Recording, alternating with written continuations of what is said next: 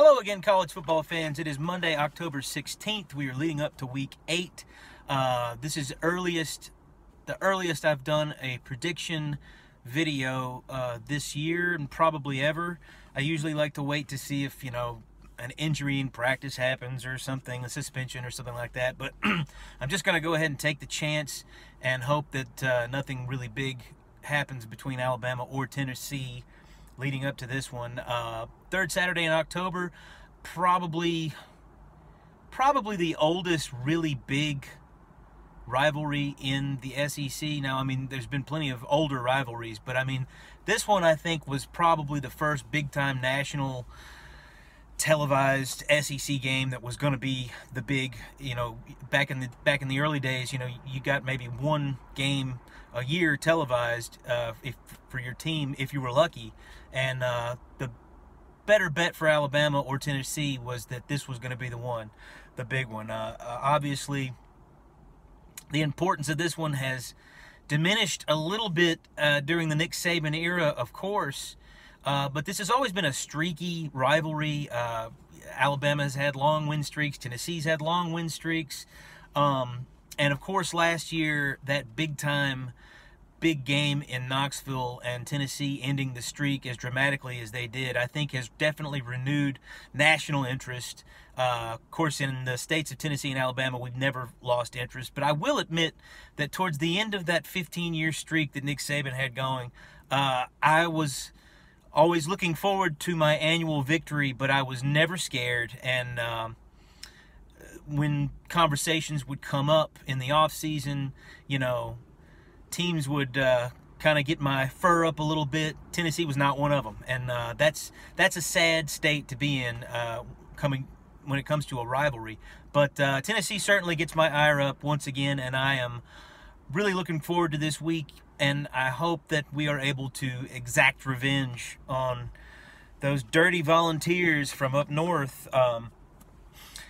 We're in week 8, and at this point in the season, and I alluded to it in my previous video reviewing last Saturday, you have to go now, I think, more on evidence and stop relying as much on your hopes of what might happen, although I'm still going to talk about what I hope to happen. But when it comes to the end of this video and I make the prediction, I'm just going to go on what I've seen from both teams and not what might happen or what I hope's going to happen, because you just can't count on those sort of things. Now, the things that I hope happen for Alabama, I've talked about it already. Obviously, it's the offensive line. Whatever it would take, either that's certain people getting healthy, or young guys like Caden Proctor, maybe he's just one light bulb moment away, one little teaching moment, one new technique, or reiteration of a technique away from understanding what his job is better, and that can translate onto the field night and day. Things like that happen all the time. I've also wanted all year and expressed my hope that a superstar would break out. Now, we did have the breakout game from Jermaine Burton a couple of weeks ago, but that doesn't have to end there.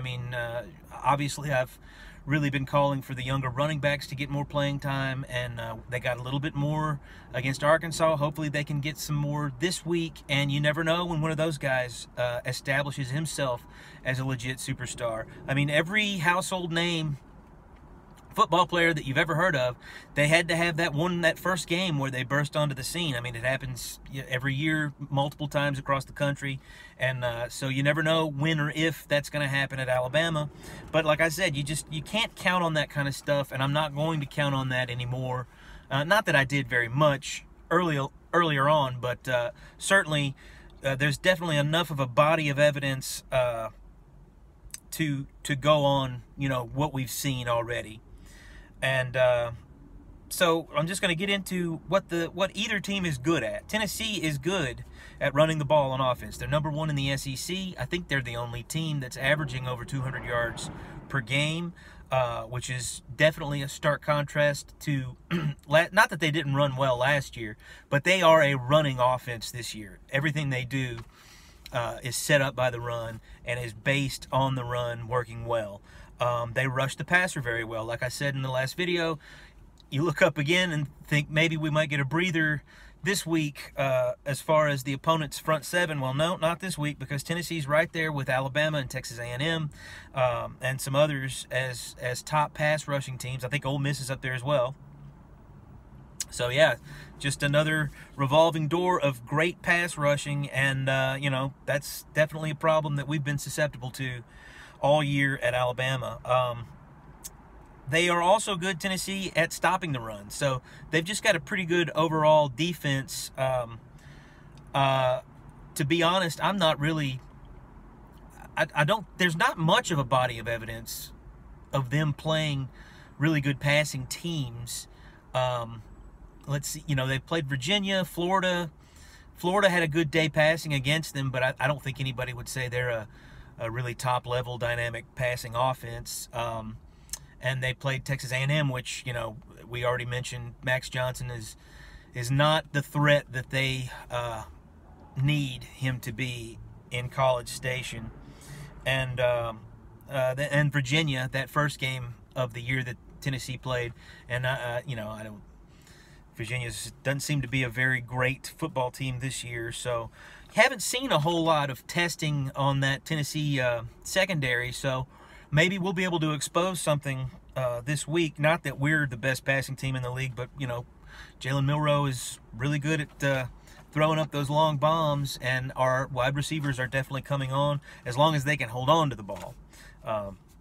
That's one of the weaknesses that the receiving core is still dealing with over there at Alabama. Now, the things that Alabama are good at, defensively, pretty much everything. They stop the run pretty well, one of the top in the conference at that. They stop the pass pretty well, top in the conference at that. They're very physical, they're very big, and they're very fast, and they have, you know, pretty obviously been the strength of Alabama's team this year. Number two, and a lot of times when you mention this, it's a bad thing, and I guess maybe it is. It sort of highlights that there's not much offensively that we do well, but what we do well is special teams. The punter and the kicker, Will Reichert and James Burnip, I think are definitely. I'm almost willing to say definitively that they're the best kicker-punter duo, certainly in the SEC. And I don't know enough about all the kickers and the punters around the country, but you know, they've got to be in the running for the best duo of kickers in the country. And that's big, you know, when you have trouble with your running game, you know, that makes trouble in the red zone. And if you have trouble scoring touchdowns, you want to be able to know that you can count on that kicker. And we can certainly count on Will Reichert for that. And also, if you're having offensive troubles, a punter that's a weapon, the way James Burnip has been a weapon this year, can flip that field position. He can bury teams inside their 10-yard line pretty consistently. And that is not, I don't think that gets enough credit from casual fans and even some, you know, national media types. That's a big deal, and we're very happy to have that. So, and I think looking at the numbers over there on the Tennessee side, they've got a pretty decent kicker, but I don't think you can count on him outside of, you know, high 40s and certainly not 50s. He's had 2 attempts for field goals more than 50 yards this year and has missed both of those. So certainly an advantage there for Alabama, and their punter is averaging 39 yards per punt. I didn't look at Burnip, but I know he's averaging above that. And of course, like we already said, the best thing we do, the only thing that we've done well consistently really, is throw the ball deep, and hopefully that can continue. Now, around the SEC, I'm going to talk about a little bit before I get into the prediction of the game.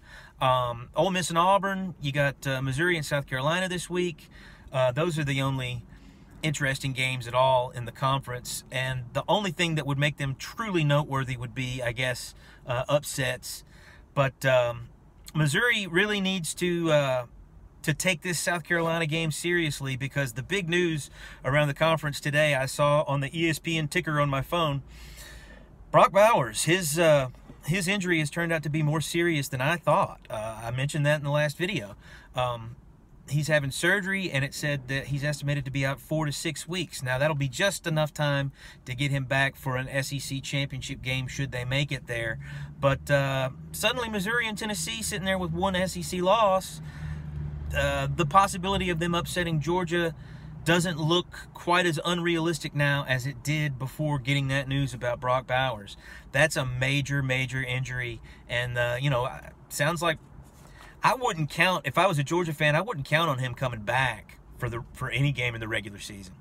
And I know they're hoping in Athens that he can get healthy before the SEC championship game, because it doesn't look like he's going to be available for any of their big games coming up before that.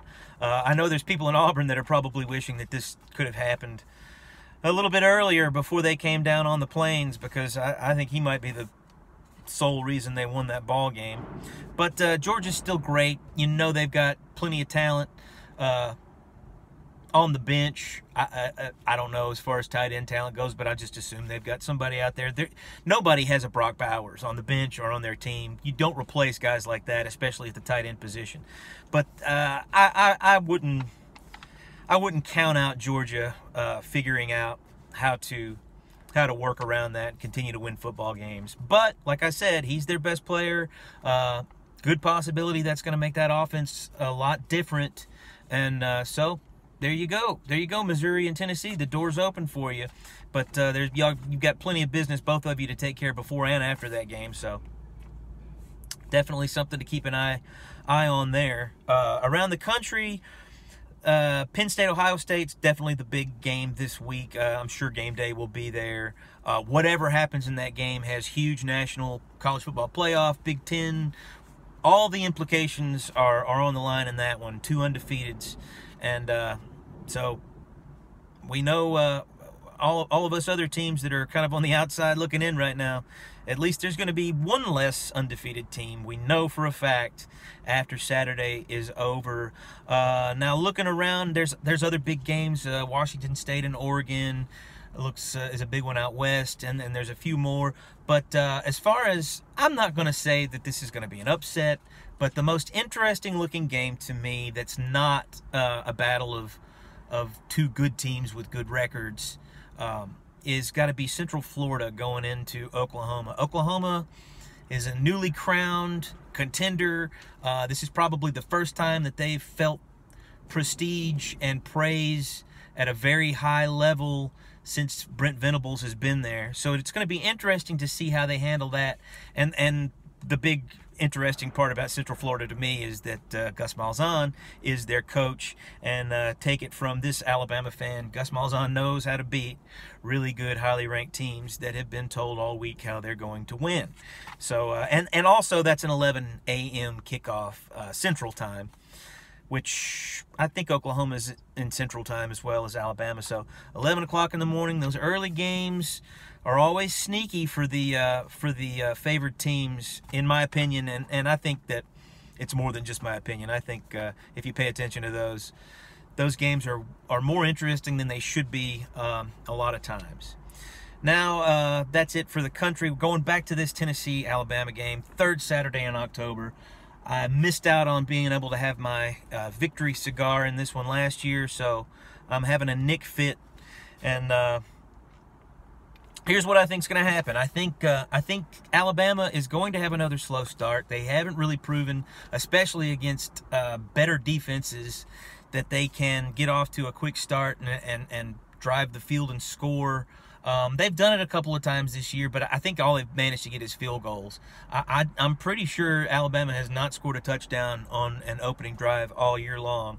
I'd have to check that to be sure. I do think that the possibility of us running the ball better than we did against Texas A&M, it was obvious that our numbers were going to be better against Arkansas because they're not one of the better running defenses in the league. But Tennessee is. They're right there. Tennessee, Alabama, and Texas A&M are all 105 point something average giving up ground yards per game. So, but I don't expect us to have another 26-yard output like we did down there in College Station. because as good as Tennessee is, I still think Texas A&M's front seven is probably a little bit better, and but I wouldn't be surprised if we were able to get to around 80 or 100 yards, and that's barring some great revelation that we haven't seen yet. More deep ball success, I think, should happen because, like I said, that defensive secondary for Tennessee has not really been tested all that much, and considering the fact that Florida was able to put up some passing yards on them, I would imagine that we're going to get at least a couple of those nice deep balls from Jalen Milroe. I'm expecting continued great defensive play from Alabama. We know that they had probably their roughest half since the Texas game in that second half against Arkansas, but a lot of that had to do with 3 and out. You get tired defenses when that happens, so I'm not going to put all of that on them, and I think they've proven that they can be counted on, especially against an offense that relies on the running game as much as Tennessee does and has not proven to be a truly dynamic, high-octane passing offense, which is strange to say about a Josh Heupel team, but it's true. And I believe that we're going to be able to get pressure on Milton. We've been able to get pressure on pretty much every quarterback we've played in recent weeks. And I do think that we are going to be able to slow down their running game because they're averaging 200 yards a game, and that does not bode well for them. I think that that's going to be the story of this game, is how well Tennessee can run the ball against our front seven, because they are way more dependent on running the ball to win ball games than we are. We've proven we can win a ball game with virtually no running game, like against Texas A&M. But I looked at the numbers, and of the 4 real games that Tennessee's had against real opponents, they've won 3, and they've lost 1. In the 3 that they won, they ran for more than 200 yards in every game. The 1 that they lost, they only got 100 yards even against Florida. So if I had to bet, I would bet that they are not going to get more than 200 yards. I would bet that they're not going to get more than 150 yards on the ground against Alabama, because we're really good at that, and that's something we've been good at during the entire Nick Saban era, and even before then, really. Alabama's been pretty good at stopping the run as long as I can remember, and we're good at it this year, and we've gotten better as the years rolled on. So I think that's big trouble for Tennessee. Now, things Tennessee's going to do well, they're going to sack us a couple of times at least, I would imagine. Maybe even 4 or 5 more times, but that's another thing that we have proven that we can overcome.